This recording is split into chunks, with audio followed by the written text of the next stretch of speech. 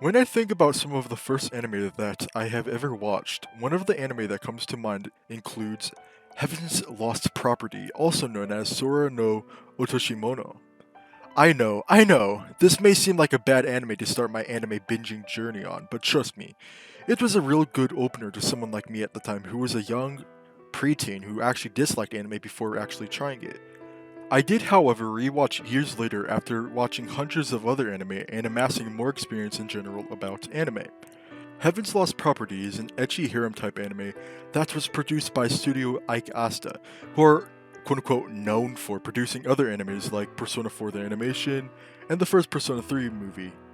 Yeah, not all the Persona 3 movies, or both Persona 4 animations, although they did animate a Persona 4 movie. Just those few things. Everything else are just things I've never heard of before. Moving on from the studio though, the anime was directed by Hisashi Saito, who is known for directing other animes such as Haganai and The Testament of Sister New Devil, and made the anime based off of its manga that was created by Sue Minazuki. Heaven's Lost Property seemed to follow the same cliche of all the other animes that were released during its era. Some examples of the other anime that came out near the same time include anime like Toru Love Ru, Akikan, Ew, Rosario Plus Vampire, and Kore wa Zombie Desu Ka.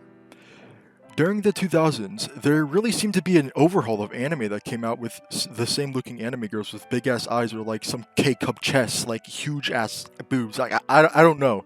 So, anyways, with that out of the way, let's discuss the story and its characters. So the premise of Heaven's Lost Property is that it starts off with a teenager named Tomoki Sakurai, who has always woken up with tears after dreaming about a certain angel.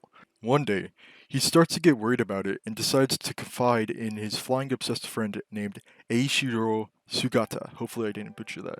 Sugata explains to Tomoki that the place that his dreams take place is real and calls it the New World. Sugata also concludes that the New World is also connected to the floating anomaly in the sky that is baffling scientists around the world.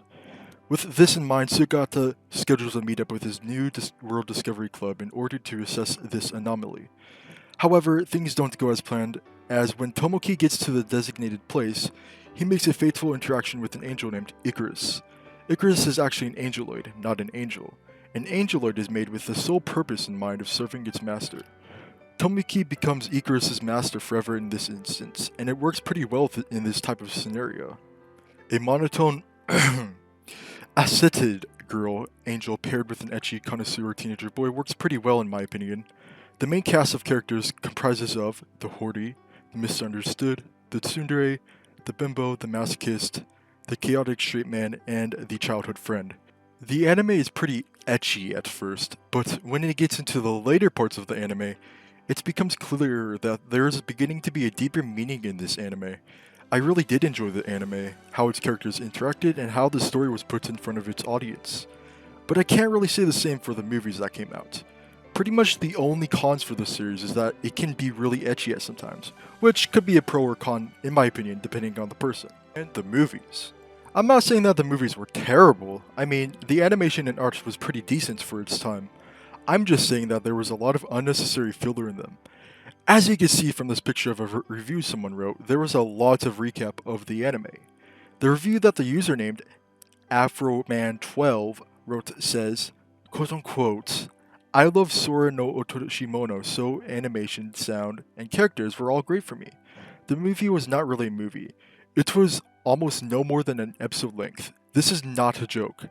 The first 36 minutes was a recap of seasons 1 and 2, adding clips of Hiyori watching them on the sidelines with a few bits of added dialogue from her that were unimportant. You could pretty much skip the first 36 minutes of the movie and follow on perfectly well as to what was happening. Then after 30 minutes of the movie, it ends and rolls to the credits for an entire 30 minutes. So that 1 hour 36 minute time frame has just been shrunk down to an OVA episode of 30 minutes. If you ask me, that's an extremely bad movie. The movie was canon to the manga up to the end, but the end implies the same ending as the manga, so it was just a little different to add more emotion, I believe. Overall, I wouldn't recommend watching this movie. Waste of my time and would be a waste of yours. End quote. So basically, when you are considering giving this series a watch, Make sure to watch the first season, the second season, and take a look at the reviews of the movies to make sure to skip the recap garbage. Heck, you may even want to skip both of them since the reviews on both of the movies make them seem like complete garbage.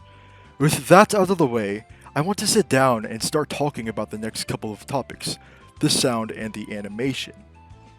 Now, talking about the voice acting, I personally liked it. When I actually watched the anime, I used dub.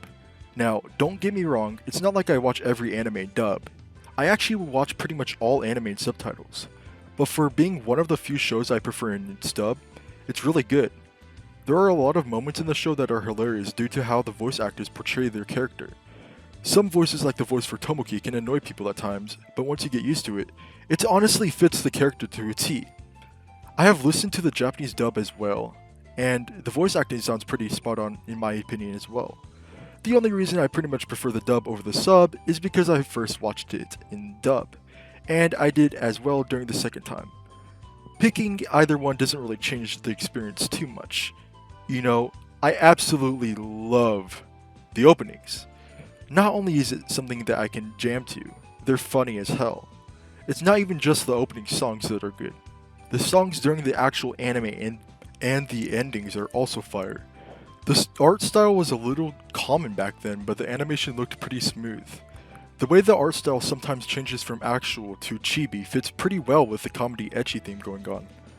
But overall, I found that the story and characters were funny, fun, and entertaining to watch.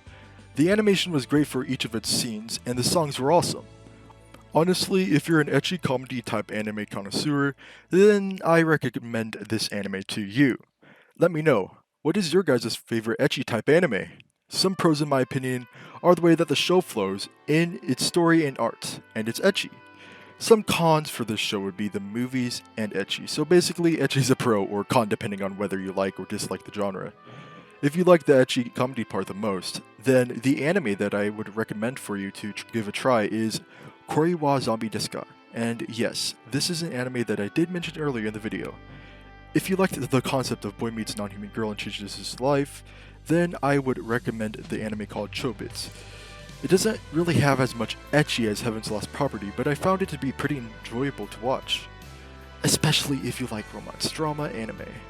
For personal enjoyment, I rate this anime a 10 out of 10 or a 5 out of 5 star rating. For an actual rating, I rate this anime an 8 out of 10 or a 4 out of 5 star rating. If you guys like the video, please make sure to, like the video. It would really help out if you guys would subscribe as well. This was my first time doing an anime review as a video, so if you guys have any tips, recommendations, please leave comments down below. Thanks for watching, and I'll see you guys next time.